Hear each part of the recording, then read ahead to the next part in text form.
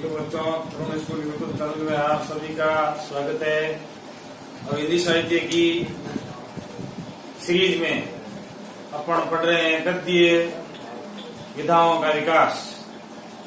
उपन्यास, कहानी, नाटक, एकांकी अभी तक पढ़ चुके हैं और आप इसको याद करें बार बार और आपस में जोड़े उनको। जिस नाटक और एकांकी में क्या अंतर है, कहानी और उपन्यास में क्या अंतर है, प्रश्न बनाए और याद करें। कहानी के कौन कौन से तत्व होते हैं या उपन्यास के कौन कौन से तत्व होते हैं। तो अब आप पढ़ेंगे हिंदी साहित्य आधुनिक काल गद्य विधाएं भाग 18, हिंदी साहित्य के इतिहास भाग 18। तो सबसे पहले हम पढ़ेंगे संस्मरण। संस्मरण का ये मेमोरी बता दो, किसी की जो अपने को याद होती है, किसी हम जुड़े हुए होते हैं और उसकी जो यादें होती है अपने जीवन में, उसको हम साहित्य के माध्यम से उसका वर्णन करते हैं, वो संस्मरण होता है। इसको इंग्लिश में कहते हैं मेमोयर्स।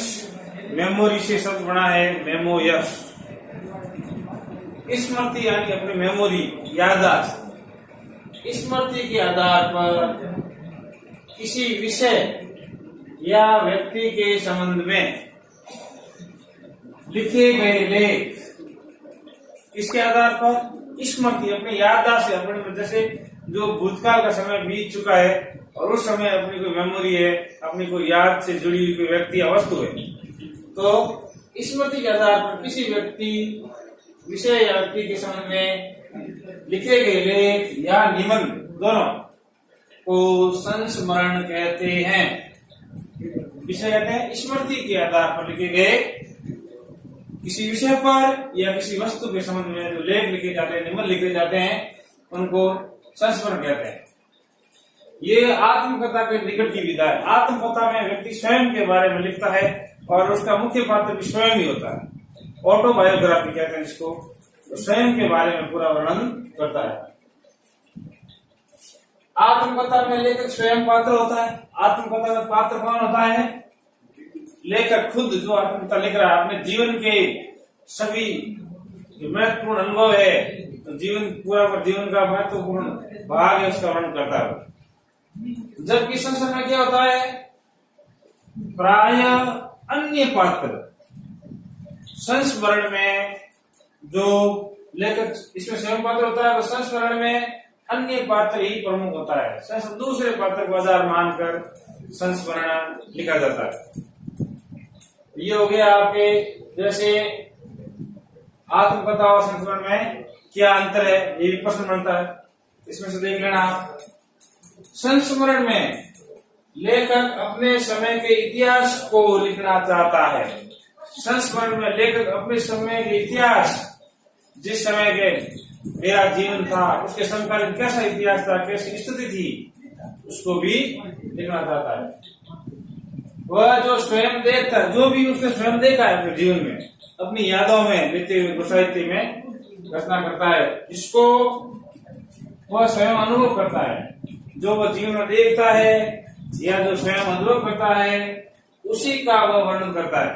ये ध्यान रखना, जो जीवन में वो देखता है और अनुभव करता है, उसी का वर्णन करता है।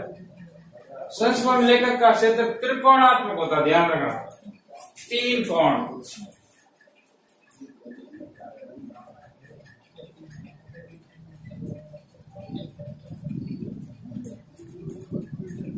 कौन कौन से? एक तो अपनी स्मृति में से व्यक्ति पर ध्यान केंद्रित करता है। 3 कोणों में सबसे पहले हो गया व्यक्ति, जिसके बारे में संस्मरण लिख रहा है और जिसके बारे में उसके यादें जुड़ी हुई है जीवन की, वो व्यक्ति सबसे प्रमुख हो गया। नंबर 1 वो अपनी स्मृति में बसा है, अपनी याद में बसा हुआ व्यक्ति ऐसा था, उसके क्या गुण थे, क्या दोष थे, पहला नंबर पर वो है, उस पर ध्यान केंद्रित करता है। दूसरा, उससे गहन संपर्क चाहता है। जो व्यक्ति उसकी स्मृति बसा हुआ है, याद में बसा हुआ है, उससे संपर्क साधने की कोशिश करता है, उसके जीवन के अनुभवों को जानने की कोशिश करता है। तो दूसरा हो गया संपर्क साधना, किससे? स्मृति में बसे व्यक्ति से।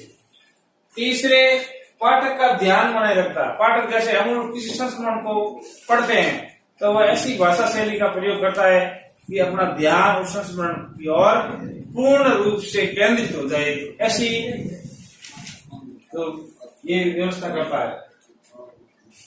अब संस्मरण साहित्य है, इसके विकास में हिंदी साहित्य में किन किन पत्रिकाओं का प्रमुख योगदान है, देखिए।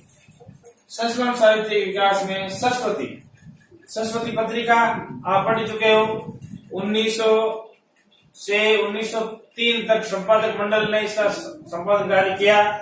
फिर 1903 में महावीर प्रसाद द्विवेदी इसके संपादक बने और 1920 तक रहे, तो वही सरस्वती पत्रिका है। सरस्वती पत्रिका का हिंदी साहित्य और भाषा के विकास में बहुत ही महत्वपूर्ण योगदान है। उसके बाद धर्मयुग पत्रिका है, विशाल भारत है, सुधा, माधुरी, अक्षरा इत्यादि पत्रिका का महत्वपूर्ण योगदान है। किसमें? संस्मरण साहित्य में। अब अपन पढ़ते हैं रेखा चित्र, स्केच इंग्लिश वर्ड है इसका। रेखा चित्र अंग्रेजी के स्केच से मिलता जुलता है। अंग्रेजी का एक शब्द है स्केच, उससे मिलता जुलता है रेखा चित्र, जिसका अर्थ है चित्रकला। वापस देखिए, रेखा चित्र इंग्लिश का वर्ड है स्केच, जिसका मतलब क्या होता है? चित्रकला। चित्रकला में स्केच उन चित्रों को कहते हैं, चित्रकला में स्केच किसे कहते हैं? चित्रकला में स्केच उन चित्रों को कहते हैं जिसमें केवल रेखाओं के सहारे किसी वस्तु या व्यक्ति का चित्रांकन किया जाता है। केवल रेखाओं के माध्यम से किसी व्यक्ति या वस्तु का चित्रांकन होता है, वो होता है स्केच। जैसे किसी का स्केच बनाना रेखाओं के माध्यम से बनाएंगे, व्यक्ति का उसका शब्द नहीं होते हैं, सिर्फ केवल रेखाओं का अंकन होता है, वो होता है स्केच।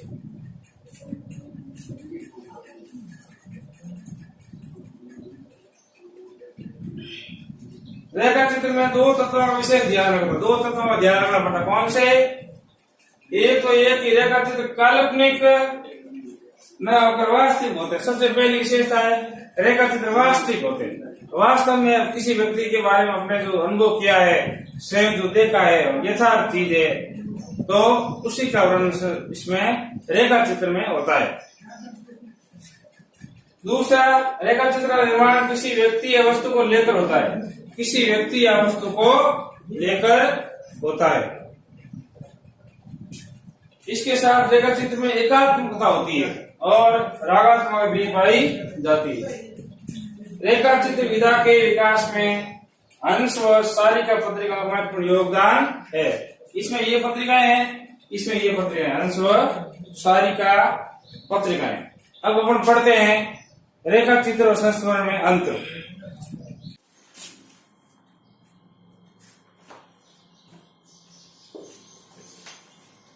अब देखते हैं संस्मरण और रेखा चित्र में अंतर क्या है, क्या अंतर है, ऐसा प्रश्न आ सकता है। संस्मरण में और रेखा चित्र अंतर, संस्मरण में क्या विशेषता होती है और रेखा चित्र की क्या होती है? नंबर 1, संस्मरण में आत्मपरक दृष्टिकोण की प्रधानता, आत्मपरक खुद का दृष्टिकोण, जबकि रेखा चित्र में वस्तुपरक दृष्टिकोण की प्रधानता होती है, दूसरे के बारे में। संस्मरण विवरणात्मक होते हैं, संस्मरण विवरण देना पड़ता है, पूरा जीवन के क्या अनुभव रहे, क्या आपने देखा, उसका पूरा विवरणात्मक शैली लिखनी पड़ती है हिंदी की। जबकि रेखा चित्र में रेखात्मक होते हैं, इनमें इतिवृत्त की प्रधानता रहती है। किसमें? रेखा चित्र में। संस्मरण में लेखक का व्यक्तित्व भी सामने आ जाता है। संस्मरण बताया था ऊपर, देखो आत्मपरक शैली होती है, तो लेखक खुद का पर्सनैलिटी है, व्यक्तित्व सामने आ जाता है। संस्मरण में लेखक का व्यक्तित्व सामने आ जाता है, जबकि रेखा चित्र लेखक का व्यक्तित्व सामने नहीं आता है। रेखा चित्र में लेखक खुद का व्यक्तित्व सामने नहीं आता है, क्यों? कि वह किसी अन्य के बारे में जो रेखाएं खींचता है उनके जीवन की, तो लेखक का व्यक्तित्व नहीं, खुद का नहीं उभरता है। इसमें ये आत्मपरक होता है, तो लेखक का व्यक्तित्व खुद का भी उभर जाता है। अब देखो संस्मरण और रेखा चित्रों के प्रवर्तक कौन है? तो संस्मरण रेखा चित्रों के प्रवर्तक है लेखक पदम सिंह शर्मा।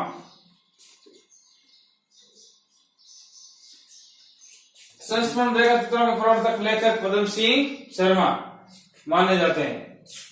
तो इनका जो रेखा चित्र किसमें लिखे और संस्मरण किसमें लिखे, देखो तो इनके रेखा चित्र है पद्म पराग। कौन सा रचना है? पद्म पराग में इनके रेखा चित्रों का संग्रह है में, तथा एक और रचना है प्रबंध मंजरी। इसमें क्या है? संस्मरणों का संग्रह है। तो आप देखिए, रेखा चित्रों का संग्रह है पद्म पराग में, और संस्मरण का संग्रह प्रबंध मंजरी में संग्रहित है। इसमें संग्रह किए हुए हैं।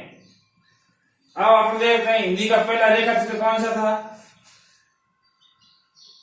हिंदी का प्रथम रेखा चित्र था बोलती प्रतिमा, जो 1937 में लिखा गया, और उसके लेखक थे पंडित श्रीराम शर्मा।